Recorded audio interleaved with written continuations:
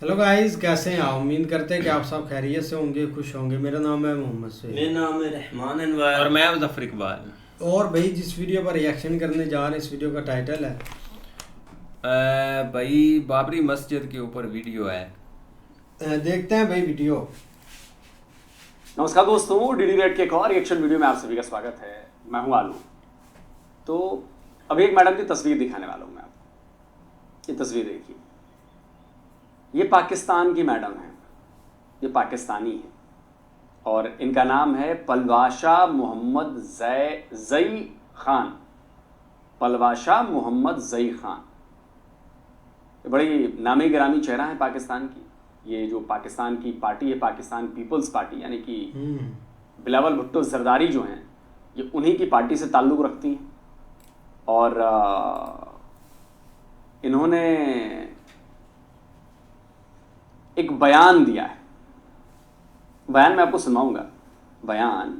सुनवाऊंगा, लेकिन उसके पहले बता दूं कि ये वहाँ के सीनेटर हैं पीपीपी पार्टी की, और ये वुमेन के लिए रिज़र्व सीट है, वहाँ पर ये बैठी हैं। मतलब बेसिकली बिलावल भुट्टो की पसंद नहीं और इनको रिज़र्व सीट से इनको सीनेटर बना दिया गया है। अपर असेंबली में भी रही हैं शायद 2018 कब जब तक रही हैं। तो चूँकि भारत और पाकिस्तान के बीच माहौल जो है वो बड़ा टेंस है, जंग की बातें हो रही हैं, हिंदू मुसलमान की बातें हो रही हैं, और जाहिर सी बात है कि पाकिस्तान को अपनी औकात पता है, पाकिस्तानियों को अपनी औकात पता है। तो अब इस डरी हुई औकात, डरी हुई कौम, खौफजदा कौम को थोड़ा सा बूस्टअप करने के लिए क्या किया जाए?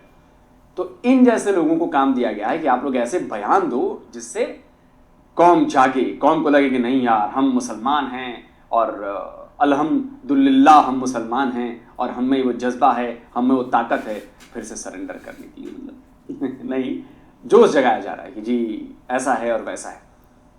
इन मैडम ने भी पाकिस्तान की पार्लियामेंट में एक बयान दिया है और इस बयान में जो बातें कर रही हैं, अब आप ज़रा बातें सुनिएगा और उन बातों को लगाइएगा कि अगर ये बयान भारत की तरफ से पाकिस्तान को किया गया होता, पाकिस्तान के लोगों के साथ ऐसा किया गया होता, पाकिस्तान से किस तरह का जवाब आता।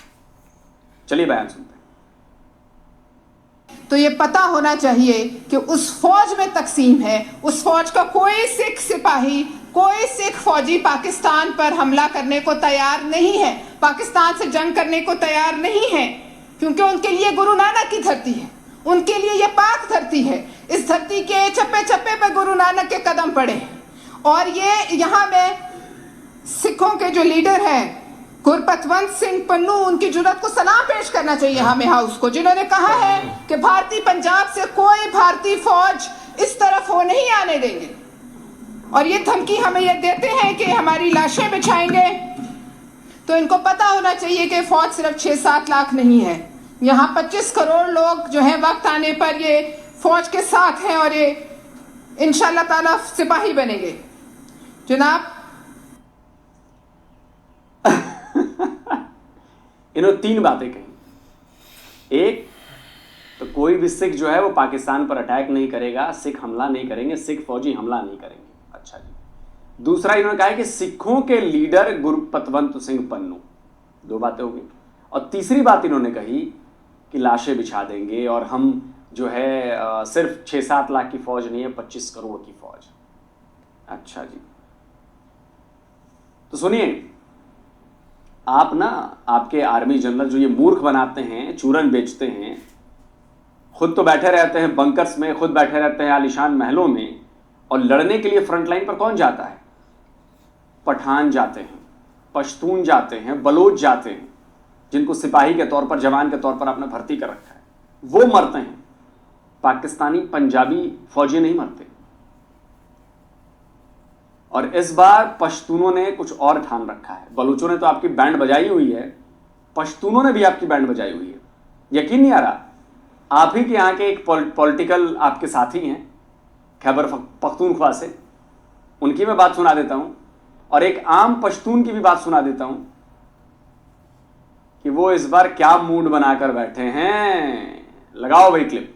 और बतौर पाकिस्तानी अगर जंग बढ़ जाती है तो बंदूक लेकर बॉर्डर पर जाएंगे, नहीं, अगर जंग बढ़ जाती है तो मैं इंग्लैंड चला जाऊंगा। बरबत साहब, तो आपने समझते कि इन हालात में मोदी साहब को थोड़ा सा बैकग्राउंड में जाना पड़ेगा या थोड़ा सा पीछे हटना पड़ेगा?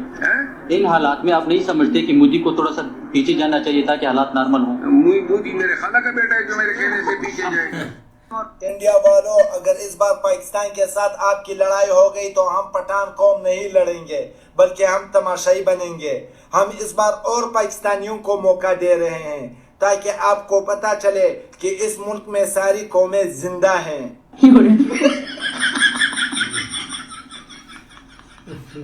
तो जवाब मिल गया।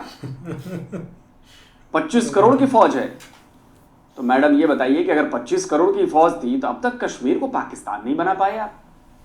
कश्मीर का आधा इंच भी ना ले पाए आप? क्या मैडम, कैसे हैं आप लोग? कैसी फुद्दू फौज है आपकी? हैं डरपोक।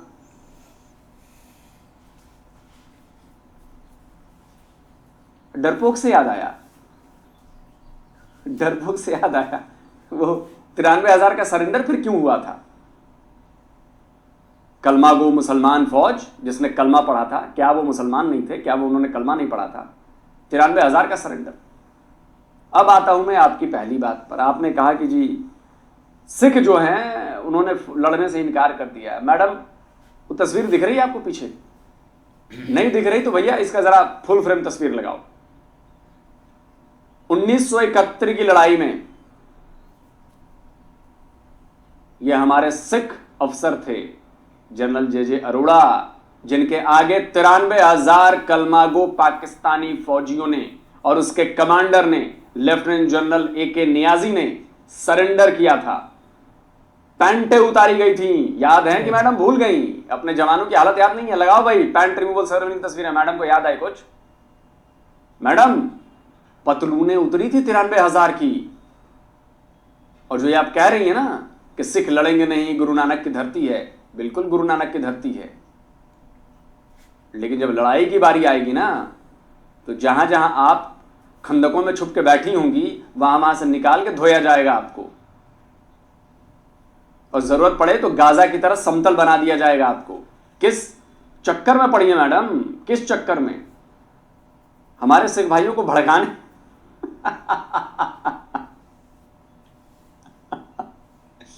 मैडम, आपकी जाहिल कौम की तरह हमारे सिख भाई नहीं है। हमारे सिख भाई बहुत हाईली डेकोरेटेड ऑफिसर्स हैं, बहुत पढ़े लिखे बंदे हैं, मेहनती बंदे हैं, समझदार बंदे हैं। हमारे देश की इकॉनमी में, हमारे देश के फार्मिंग में उनका बहुत बड़ा योगदान है, और उतनी शिद्दत से वो करते हैं जितना बाकी कोई हिंदुस्तानी करता है। तो अगर आपको लगता है कि आपके इस तरह के बयान देने से सिख जो हैं वो आपसे कहेंगे अरे बड़ा मैडम ने बड़ा अच्छा बना, हाँ नहीं हम पाकिस्तानियों को नहीं छोड़ेंगे। सिख भूलेंगे नहीं, अपने गुरुओं को नहीं भूलेंगे सिख कभी। उनके गुरुओं के साथ मुसलमानों ने जो किया है वो कभी नहीं भूलेंगे। वो भूल जाएंगे, वो साहबजादे की शहादत भूल जाएं, वो गुरुओं का सर कटना भूल जाएं वो। मैडम, आपको लगता है कि सब आपकी तरह चूरन खाकर मस्त हो जाएंगे? हमारे देश के लोग ऐसे नहीं हैं। वो इस चूरन की बत्ती बनाकर आपके यहां घुसा देंगे वो, समझी मैडम? अब आता हूं आपकी दूसरी बात पर, मतलब पहली दूसरी तीसरी बात पर। सिखों के लीडर गुरपतवंत सिंह पन्नू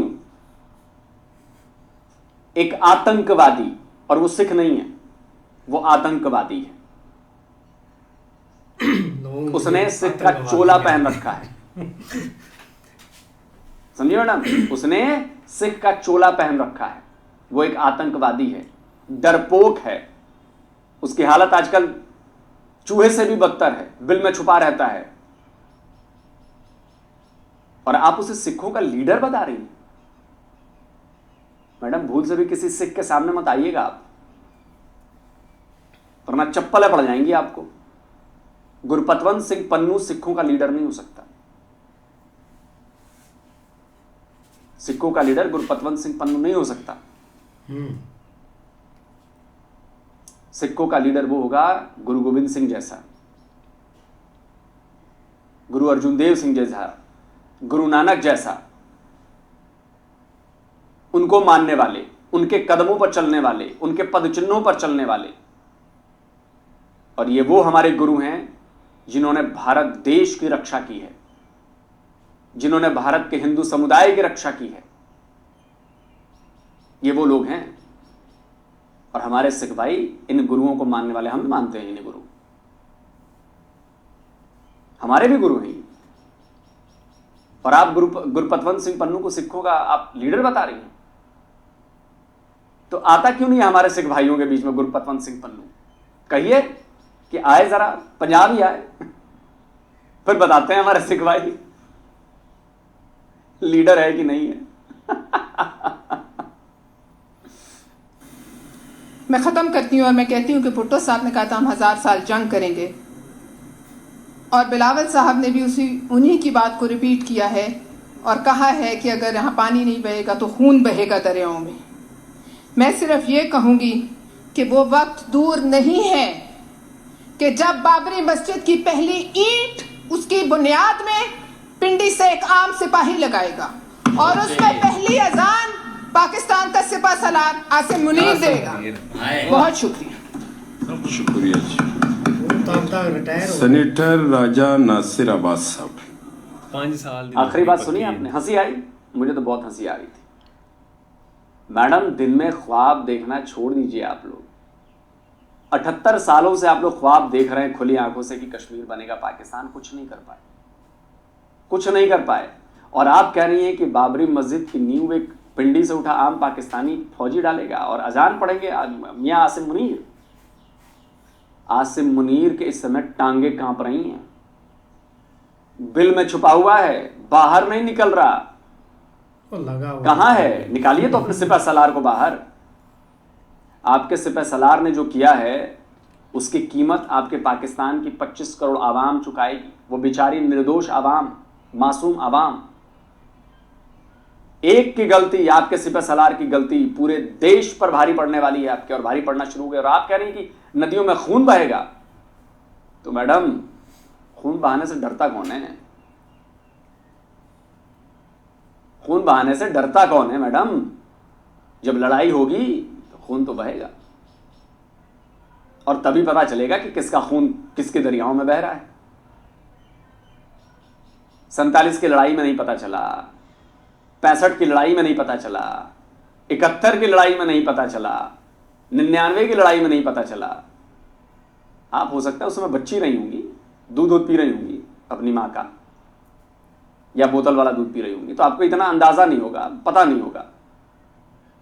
तो आपकी याददाश्त और आपके आने वाली नस्लें जो आपसे पैदा हुई होंगी या जो होंगी या हो ही गई होंगी, उनको याद दिलाने के लिए हम फिर एक बार आपकी सेवा में हाजिर हैं। आइए तो सही, आइए तो सही, एक बार अटैक करिए तो सही। बाकी हमें जो करना तो हम करेंगे, हमने कर दिया। आपने कहा ना कि बिलावल भुट्टो ने कहा कि भाई सिंध में पानी नहीं बहेगा, खून बहेगा, तो हमने तो पानी रोक दिया। अब पानी धीरे धीरे वो कम होता जाएगा, कम होता जाएगा, कम होता जाएगा। फिर देखते हैं पानी बहता है कि खून बहता है, कि आप लोग की चीखें बहती। बहुत कुछ होना है मैडम, चिंता मत करिए। अंदर ही अंदर आप भी ये जानती हैं कि आपकी औकात क्या है, आपके बिलावल भुट्टो की औकात क्या है, पूरे पाकिस्तान की औकात क्या है। बिल में छुपा हुआ है आसिम मुनीर, बाहर नहीं आ रहा। फोन पर फोन घुमाए जा रहे हैं दुनिया भर के देशों में कि भैया बचा लो, भैया बचा लो। हुसैन हक्कानी आपके अम्बासडर रहे ना, पाकिस्तानी हैं वो, अम्बासडर रहे हैं। उन्होंने ट्वीट किया है, मैडम अंग्रेजी पढ़नी आती हो तो ये ट्वीट पढ़ लीजिएगा, नहीं पढ़नी आती तो मैं बता देता हूँ क्या लिखा है। इसमें लिखा है कि फॉल्स फ्लैग ऑपरेशन की बजाय अब आप लोगों ने पहलगाम पर अफसोस जताना शुरू कर दिया है। सुर बदल गए हैं आपके।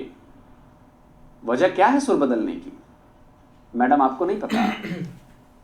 पता तो पूरे पाकिस्तान के बच्चे बच्चे को है कि सुर बदलने की वजह क्या है।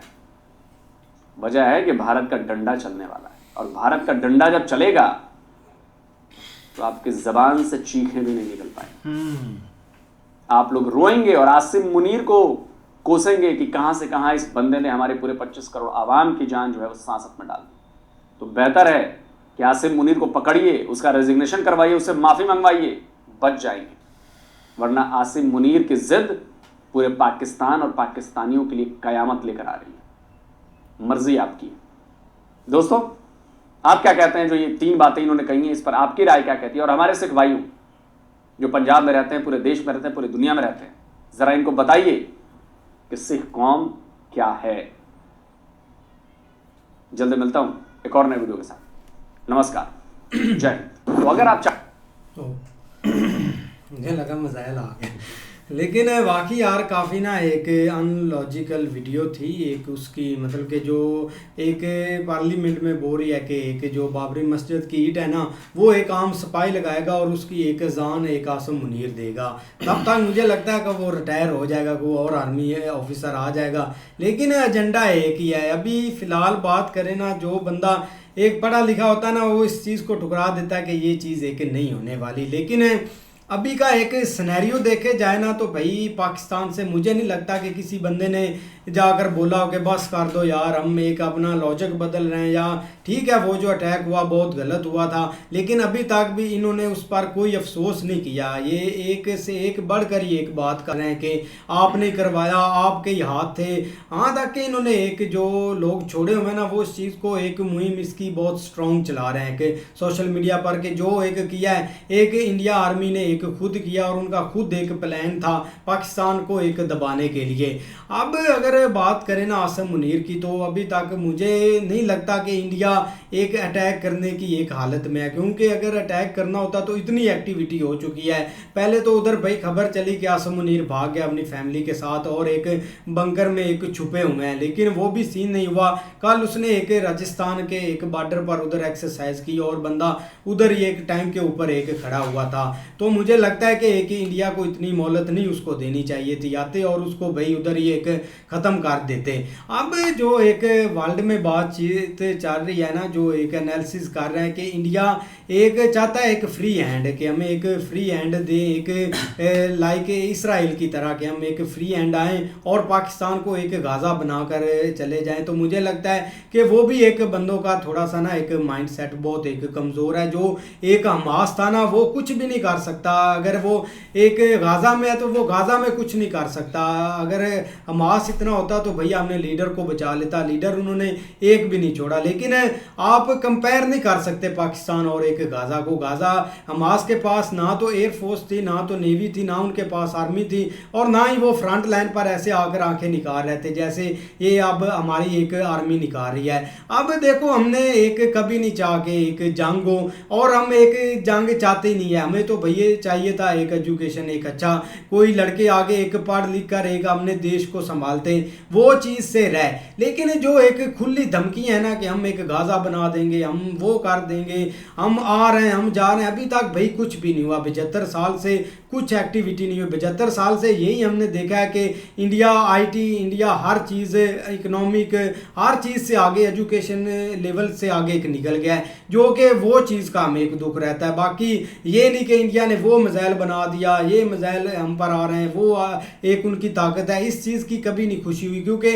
इस चीज़ ने एक बर्बादी की लेके तरफ जाना है हर चीज़। अब काफ़ी लोग एक ना एक मतलब कि इमोशनल हो जाते हैं या एक माइंड को पीछे रख कर सोचते हैं। जैसे PM मोदी जी ने एक स्टेटमेंट दी थी कि हम फ्री हैंड देते हैं। अब फ्री हैंड का एक एनालिसिस करें ना, तो उन्होंने बोला कि जो बातचीत है आपने करनी है। अब कल को कुछ होता है एक बड़ा, तो हम उस पर एक कमेटी बैठा सकते हैं। उस आर्मी ने किया तो हम बंदे को पूछ सकते हैं, एक पॉलिटिक पार्टी होकर कि आपने ऐसा क्यों किया, आपको किसने ये एक इजाज़त दी। तो ये सिनेरियो एक चल रहा है। लेकिन अगर बात करें ना, तो कुछ भी नहीं होना यार, एक चिंगारी भी नहीं फूटनी। आप देख लें LOC पर क्या है, ये मतलब कि अवाम ऐसे फायरिंग कर रहे हैं, वीडियो देखे तो ये नहीं कि एक सीधी फायरिंग कर रहे हैं, वो भी एक अवाम है, हमने गोलियां दोनों तरफ एक ज़ाया कर रहे हैं। लेकिन ये जो पार्लियामेंट की स्टेटमेंट है ना, ये एक पॉलिटिक्स एक स्टेटमेंट है, इसका कोई एक लॉजिक नहीं बनता। ये तो एक लोगों को चुरन देने के लिए, अगर बिलावल की बात करें तो उसको एक एक्सपीरियंस ही नहीं है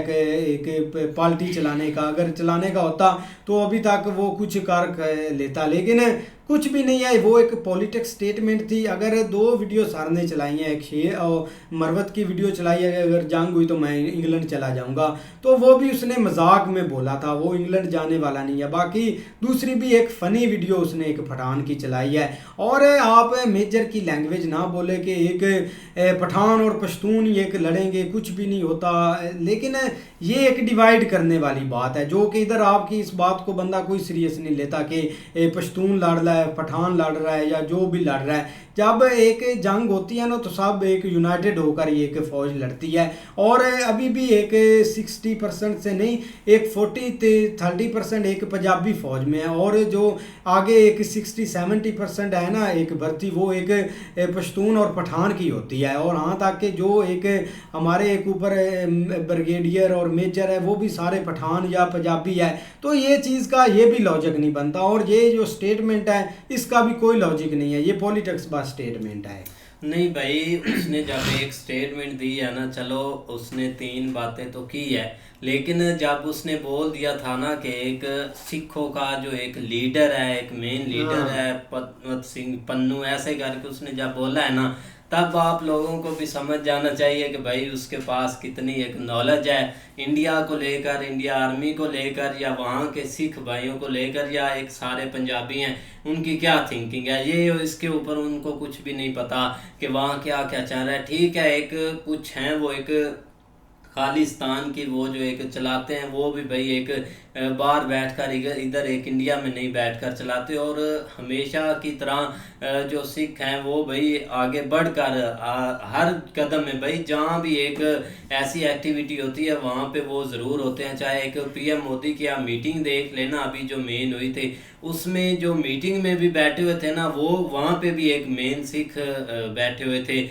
उनकी भाई वो बैठे हुए थे उस मीटिंग के अंदर, जहाँ पर पीएम मोदी ने बोला कि हम आपको एक खुली इजाज़त देते हैं। नेवल चीफ है, हाँ नेवल चीफ है, उनको इजाज़त दे दी। मतलब ऐसा इनका कुछ भी नहीं है। और ये कर देंगे वो कर देंगे। भाई हमारे जो भुट्टो साहब हैं उन्होंने 1000 साल भाई जंग लड़ी है, पीछे से उनके बेटे का भी यही एक बयान है कि वो भी भाई एक जंग लड़ेंगे, एक नदियों में खून बहेगा। ऐसे ही भाई एक पता नहीं वो क्या क्या चीज़ें बोल देता, उसकी तो किसी को कोई समझ ही नहीं है।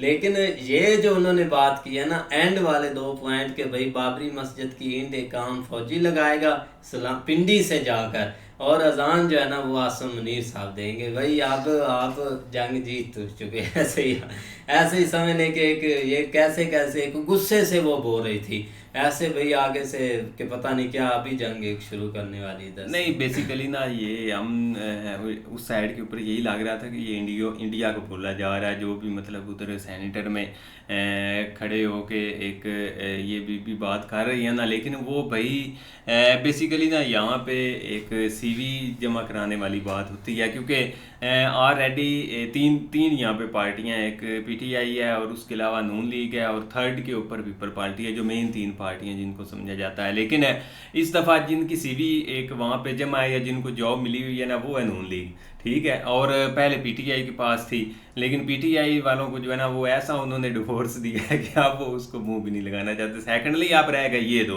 अब इन्होंने उनको पता है कि भाई एक नून लीग चल रही है, अब आगे जाके जो है ना वो हमें भी कुछ ना कुछ एक्स्ट्रा करना पड़ना है, जिसकी वजह से हमें कोई थोड़ा बहुत हमारी सीवी पकड़े जाए। तो तब जाके उसने ये एक एंड लेवल के ऊपर ये बात की, क्योंकि उनको पता करता धरता बादशाह यहाँ पे कौन है, तो जितनी उसकी तारीफ की जाएगी उतने ही हमारा जो है ना वो काम सीधा पतरा होगा। लिहाजा ये जस्ट वो सीवी वाली बात है और कुछ भी नहीं है, और इसका कोई इम्पैक्ट नहीं पड़ना। इसका इम्पैक्ट पड़ना इनकी पॉलिटिक्स के ऊपर, इनके एक उठाने के ऊपर कि कौन कितने उठाता है। और ये हम तो बंदे देखते थे कि वो करते हैं इस तरह के काम, ये बीबियाँ भी शुरू हो गई हैं। यार कुछ भी नहीं है ये, हाँ पॉलिटिकल है भाई, इधर सिर्फ सीवी के लिए और कुछ भी नहीं है। लेकिन देखते हैं नेक्स्ट वीडियो में, तब तक के लिए गुड बाय, टेक केयर।